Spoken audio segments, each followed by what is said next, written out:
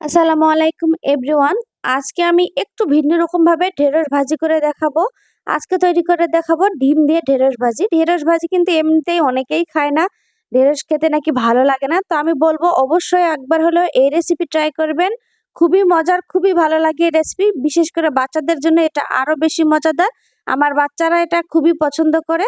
আশা করছি আপনারা ট্রাই করবেন, আপনাদেরও ভালো লাগবে। ভালো লাগলে আমার ভিডিওটিতে একটি লাইক দিয়ে আমার ইউটিউব চ্যানেলটি সাবস্ক্রাইব করে পাশের বেল বাটনটি অন করে দিবেন।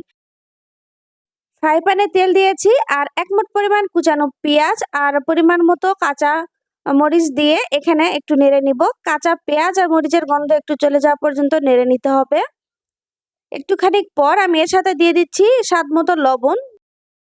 লবণ দিয়ে আমি এটাকে আবারও একটু নেড়ে নিব। তার আগে দিয়ে দিচ্ছি হলুদ। লবণ আর হলুদটা এই কারণেই আগে দিচ্ছি যে তেলের সাথে লবণ আর হলুদ মিক্সড হলে এরপর ঢেঁড়স যখন ভাজি করব তখন কোথাও দলা পেকে থাকবে না, কোথাও হলুদ বেশি, কোথাও হলুদ কম, এরকমটা হবে না। তো এবার আমি ধুয়ে কেটে রাখা ঢেঁড়স দিয়ে দিচ্ছি। ছোট ছোট করে একটু কসকস করে কেটে নিয়েছি। এই যে দেখতেই পাচ্ছেন, একটু কসকস করে কেটে নিয়েছি, একটু ইউনিক হবে আর কি ভাজিটা। দিয়ে এবার আমি এটাকে খুব ভালো করে নেড়ে নিচ্ছি। দেখুন তেলের সাথে লবণ আর হলুদ দেওয়ার কারণে ঢেঁড়সের সবগুলোতেই কিন্তু হলুদ আর লবণ খুব ভালোভাবে সহজেই লেগে যাবে। সামান্য একটু পানি দিয়ে দিচ্ছি, কারণ আমি যে কোনো ভাজি বা তরকারিতে তেলের পরিমাণ একটু কম ব্যবহার করি। ভাজি দিলে ঢেঁড়সটা তাড়াতাড়ি সেদ্ধ হয়ে যাবে। দিয়ে দিলাম হাফ চামচের একটু কম ধনিয়া গুঁড়া, দিয়ে দিলাম হাফ চামচ পরিমাণ রসুন বাটা, দিয়ে এটাকে আবারও একটু নেড়ে চেড়ে নিব। আমি ঢেঁড়স ভাজিতে রসুন বাটা ব্যবহার করি। রসুন বাটা দিলে ঢেঁড়স ভাজিটা খেতে একটু বেশি ভালো লাগে। এরপর চুলার আঁচটা একদম লো হিটে দিয়ে আমি এই ঢাকনা দিয়ে ঢেকে দিচ্ছি। কিছুক্ষণ পর ঢাকনাটা উঠিয়ে এটাকে আমি আবারও নেড়ে চেড়ে দিব। আর এভাবে একদম লো হিটে ঢেঁড়সটাকে ভেজে নিতে হবে। ঢেঁড়সটা যখন খুব ভালোভাবে সেদ্ধ হয়ে যাবে এবং এর কালারটাও চেঞ্জ হয়ে যাবে,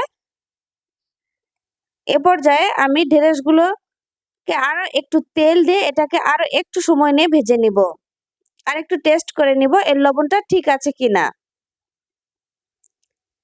আমার চ্যানেলে ঢেঁড়স ভর্তা থেকে শুরু করে ঢেঁড়সের রেসিপি, তরকারি সহ অন্যান্য অনেক রকমের রেসিপি আছে। আপনারা চাইলে একটু ঘুরে আসতে পারেন। ঢেঁড়সটা যখন সেদ্ধ হয়ে গিয়েছে এ পর্যায়ে আমি এখানে মুরগির ডিম দিয়ে দিচ্ছি ২টি মুরগির ডিম দিয়ে এটাকে খুব ভালো করে ঢেঁড়সের সাথে মিশিয়ে ভেজে নিতে হবে। আর চুলার আঁচটা এ পর্যায়ে লো হিটেই থাকবে।